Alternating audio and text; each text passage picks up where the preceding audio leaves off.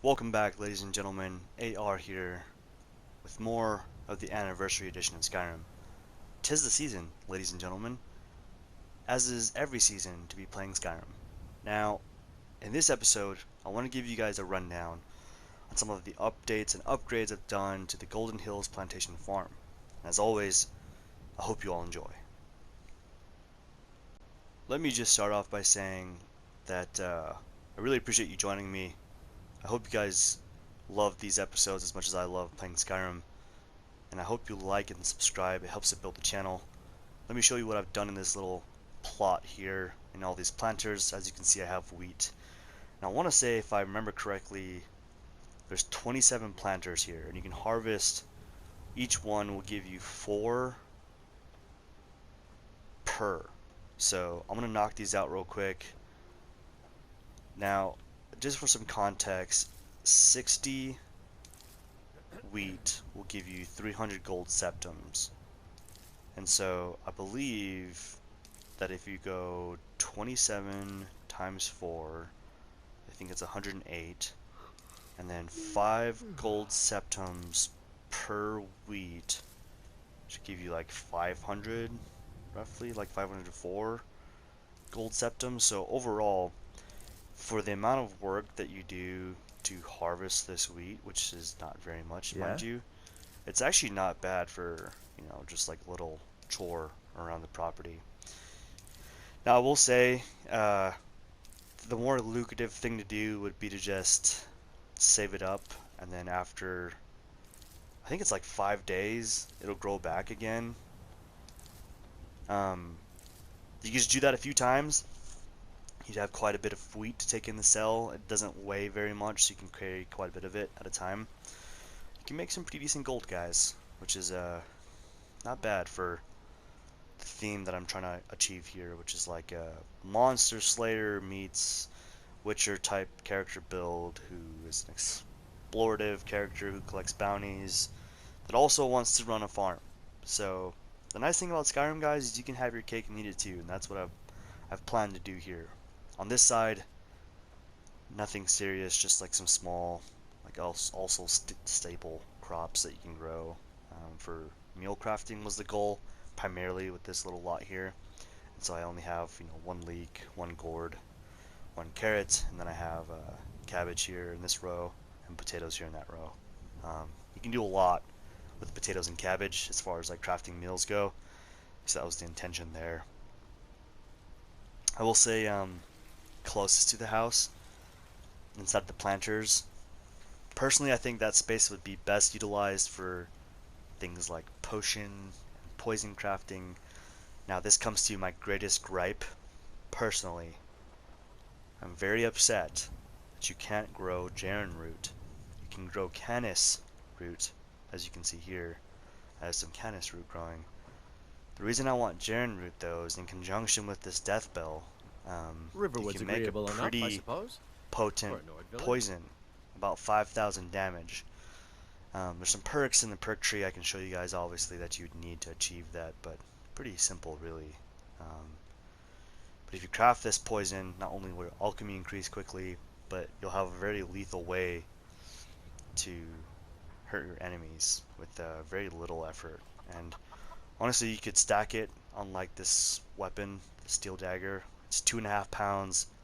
You can carry a bunch of poisons. You can prep them before your missions, honestly, which is like very in line, in my opinion, with like a Witcher type build. So again, guys, like the depth that this like kind of role playing theme brings, I think is kind of fun.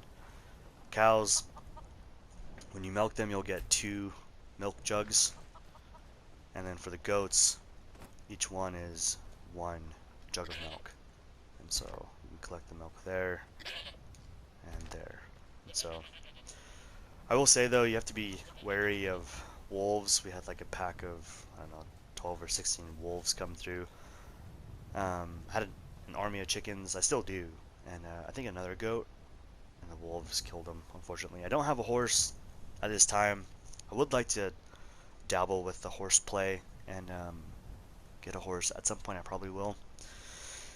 I want to show you the farmhand house. It's honestly really well done.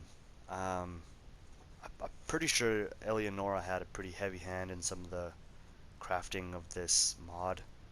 I can kind of feel her vibe in the decorations and the layout.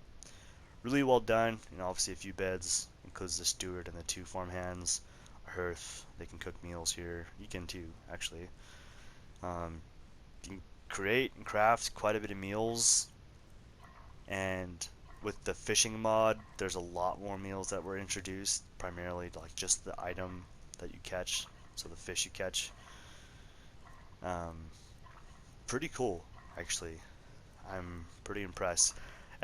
It will also make for a very nice like scavenger type explorer creation role-playing theme. So keep that in mind. Like you can totally capitalize on that. And I'm a huge fan. I've got to say, it's really well done. All of it is impressive, and I love it. I think the whole layout, it's not like too close together for everything. It's not too far for everything. It's just well done. I love the well apiary. I totally want one when I have my own homestead. And let's go over to town and sell this wheat real quick. Actually, before I do, I want to show you guys down in the basement on the right hand side. There is a cabinet of curiosity. I don't know why there's cheese on the floor, but there's cheese on the floor.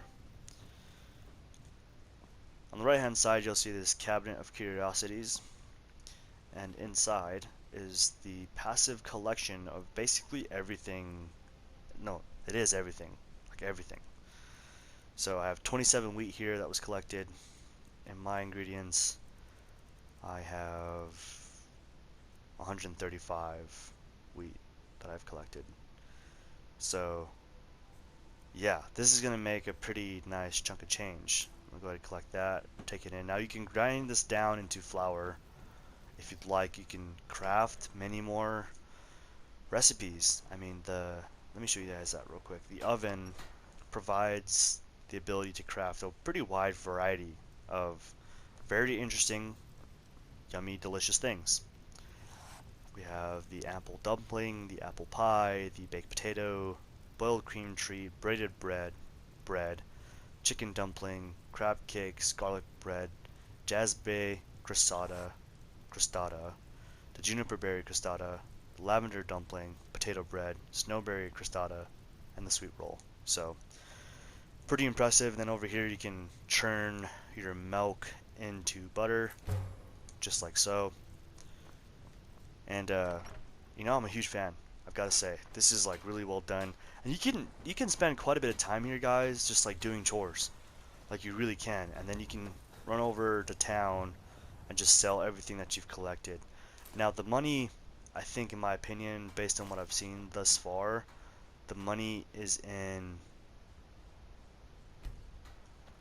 The money is in. Wait, why does it keep doing that? The wheat. I just want to harvest. You have to point it in a very specific direction. There we go. Bit tricky here. You have to be surgical with it. Oh, oh, this is so perilous. Where? How? There it is. Oh, okay. Wow. And they say that farming isn't hard in Skyrim. Okay. So you can take all of this into town and sell it. I'll show you guys how to do that right now. It's very close to, which makes it very simple.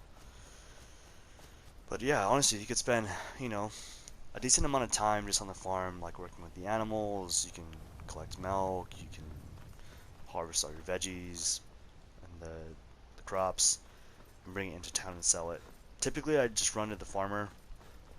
I think she's either a wood elf or a dark elf type. I can't tell. She might be a high elf. Oh, I'm stuck on the fence. See if I can get over. There we go. Parkour. So nice She might to be a have wood pleasant elf. company I don't for a know. change. So, I have wheat to sell. Honest pay for honest work. 162 wheat gives you 810 gold septums. I have potatoes to Honest sell. pay for honest work. 12 potatoes gives you 12 gold. I have cabbage to sell. Honest pay for honest work. 8 cabbage gives you 16 gold. I see. So cabbage is worth 2 Until next septums. time. Potatoes are worth 1 septum. And the wheat, I believe, is 5 septums. So, obviously, the wheat is the crop of choice as far as making passive income goes. The craziest thing to me, guys, right? So not only will the farmhands collect the wheat and store it in the cabinet downstairs, that cupboard, but you can harvest it yourself, right? So you're basically getting a double yield off of the system that's in place. Sorry, that's my dog snoring. That's Boomer. If you guys hear him snoring.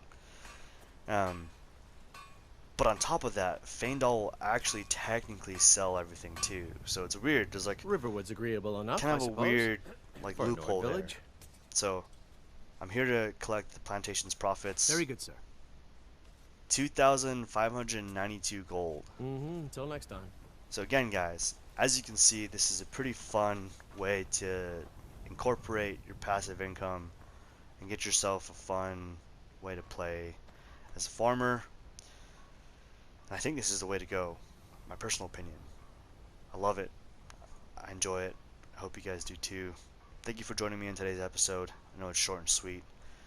Hope you enjoyed it. If you did, please like and share. And remember to subscribe. It helps to build the channel. Until next time, guys, be safe. Take care. Amen.